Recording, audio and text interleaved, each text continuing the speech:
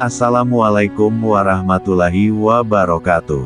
Sahabat beriman, berjumpa lagi di channel Afkar SGU Channel. Semoga sahabat beriman semua dalam keadaan sehat walafiat, amin. Sebelum lanjut menonton video ini, alangkah baiknya bila sahabat beriman semua subscribe dan like video ini. Pada video kali ini akan mengisahkan tentang Imam Malik bin Anas, pendiri mazhab Maliki.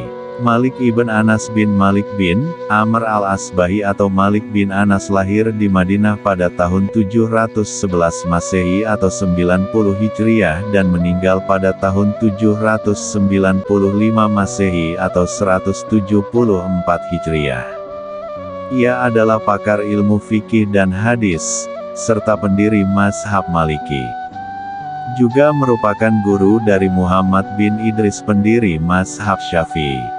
Biografi: Abu Abdullah Malik bin Anas bin Malik bin Abi Amir bin Amr bin Al-Haris bin Gaiman bin Jutsail bin Amr bin Al-Haris si Ashbah. Imam Malik dilahirkan di kota Madinah, sedangkan mengenai masalah tahun kelahirannya terdapat perbedaan riwayat.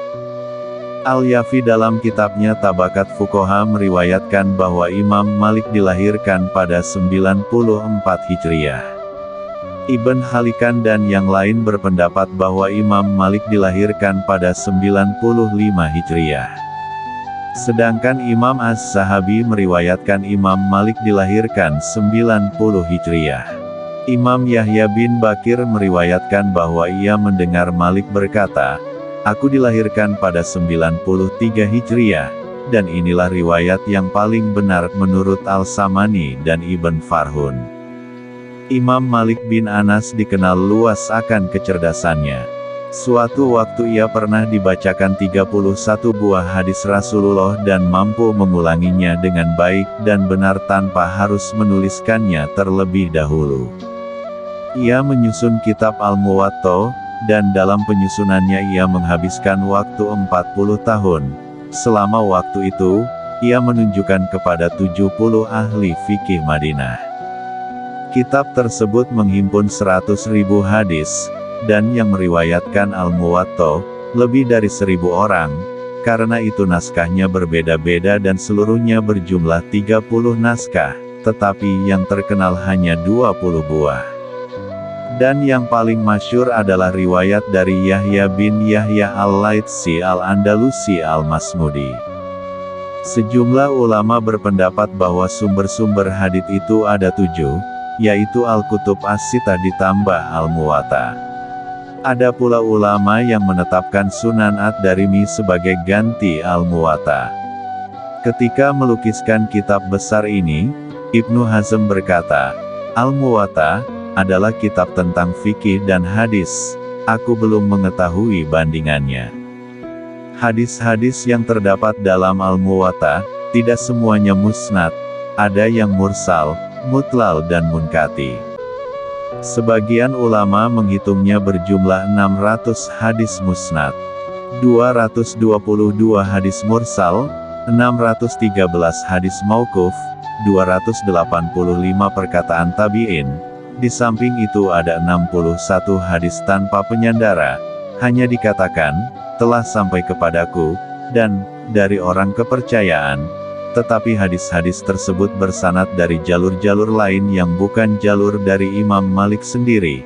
Karena itu Ibn Abdil Bar An-Namiri menentang penyusunan kitab yang berusaha memutasilkan hadits nadifah mursal, munkati, dan mudal yang terdapat dalam Al-Muwatta Malik. Imam Malik menerima hadits dari 900 orang guru, 300 dari golongan tabi'in dan 600 dari tabi'in.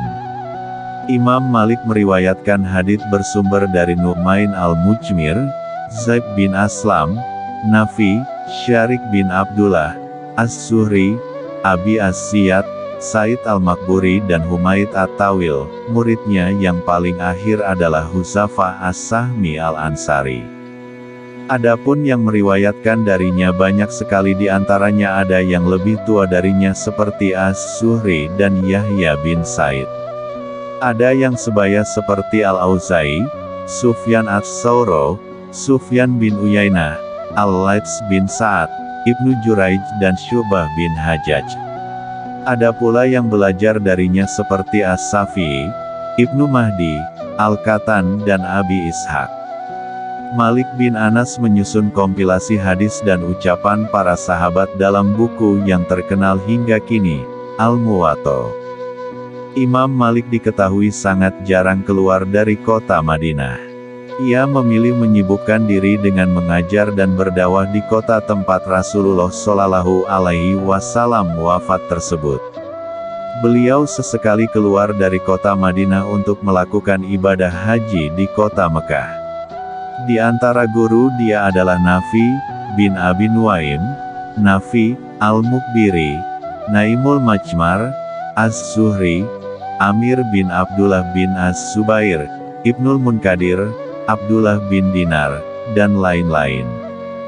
Di antara murid dia adalah Ibnul Mubarak, Al-Qatan, Ibnu Mahdi, Ibnu Wahbe, Ibnu Qasim, Al-Kanabi, Abdullah bin Yusuf, Said bin Mansur, Yahya bin Yahya Al-Andalusi, Yahya bin Bakir, Qutaibah Abu Musab, Al-Auza'i, Sufyan Ats-Tsauri, Sufyan bin Uyainah, Imam Syafi'i, Abu Huzaifah As-Sahmi, Az-Zubairi, dan lain-lain. Ujian ulama untuk Imam Malik. An-Nasai berkata, tidak ada yang saya lihat orang yang pintar, mulia dan jujur, terpercaya periwayatan hadisnya melebihi Malik. Kami tidak tahu dia ada meriwayatkan hadis dari rawi matruk, kecuali Abdul Karim. Keterangan, Abdul Karim bin Abi Al-Muharrif Al-Basri yang menetap di Makkah.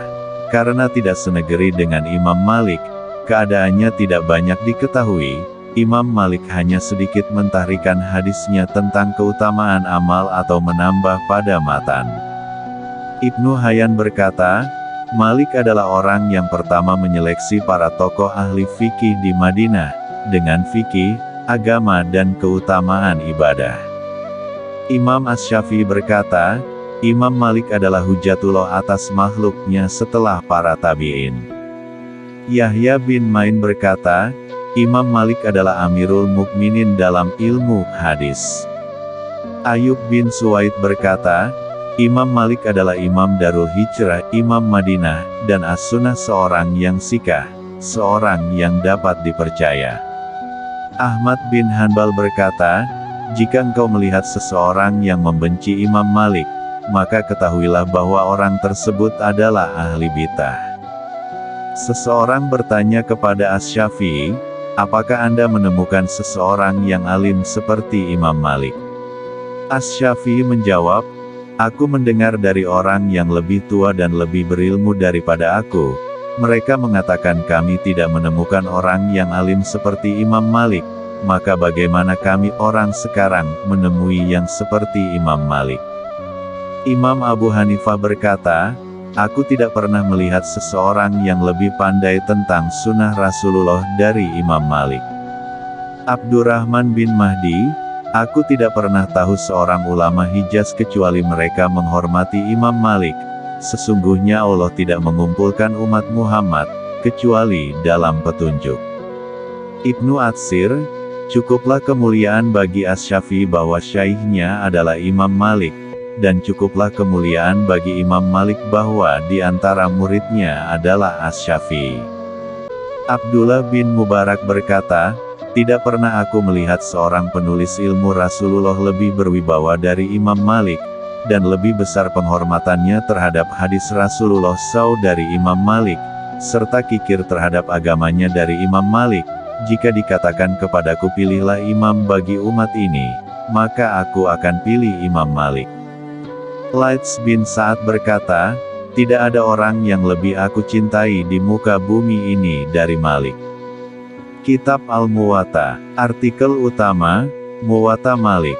Al-Muwatta berarti, yang disepakati, atau tunjang, atau panduan, yang membahas tentang ilmu dan hukum-hukum agama Islam. Al-Muwatta merupakan sebuah kitab yang berisikan hadis-hadis yang dikumpulkan oleh Imam Malik serta pendapat para sahabat dan ulama-ulama tabi'in.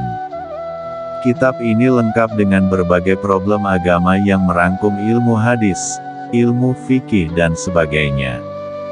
Semua hadis yang ditulis adalah sahih karena Imam Malik terkenal dengan sifatnya yang tegas dalam penerimaan sebuah hadis. Dia sangat berhati-hati ketika menapis, mengasingkan, dan membahas serta menolak riwayat yang meragukan. Dari 100.000 hadis yang dihafal dia, hanya 10.000 saja diakui sah dan dari 10.000 hadis itu, hanya 5.000 saja yang disahkan sahih olehnya setelah diteliti dan dibandingkan dengan Al-Quran. Menurut sebuah riwayat, Imam Malik menghabiskan 40 tahun untuk mengumpul dan menapis hadis-hadis yang diterima dari guru-gurunya. Imam Syafi'i pernah berkata, tiada sebuah kitab di muka bumi ini setelah Al-Quran yang lebih banyak mengandungi kebenaran selain dari kitab Al-Muwatta karangan Imam Malik. Inilah karangan para ulama muwaqqidimin. Akhir hayat, menjelang wafat, Imam Malik ditanya kenapa ia tak pergi lagi ke Masjid Nabawi selama 7 tahun. Ia menjawab, seandainya bukan karena akhir dari kehidupan saya di dunia, dan awal kehidupan di akhirat, aku tidak akan memberitahukan hal ini kepada kalian. Yang menghalangiku untuk melakukan semua itu adalah penyakit sering buang air kecil. Karena sebab ini aku tak sanggup untuk mendatangi Masjid Rasulullah. Dan, aku tak suka menyebutkan penyakitku, karena khawatir aku akan selalu mengadu kepada Allah. Imam Malik mulai jatuh sakit pada hari Ahad sampai 22 hari lalu wafat pada hari Ahad, tanggal 10 Rabiul Awal 179 Hijriyah atau 800 Miladiyah. Masyarakat Madinah menjalankan wasiat yang ia sampaikan, yakni dikafani dengan kain putih, dan disalati di atas keranda. Imam salat jenazahnya adalah Abdullah bin Muhammad bin Ibrahim al-Hashimi yang merupakan gubernur Madinah. Gubernur Madinah datang melayat dengan jalan kaki, bahkan termasuk salah satu yang ikut serta dalam mengangkat jenazah hingga ke makamnya. Dia dimakamkan di pemakaman Baqi, seluruh murid-murid dia turut mengebumikan dia.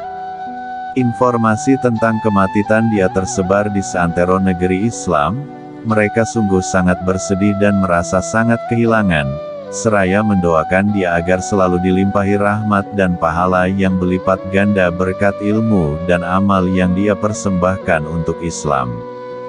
Wallahu a'lam bishawab.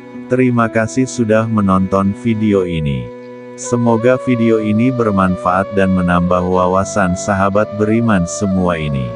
Dukung terus channel ini dengan cara subscribe dan like video ini.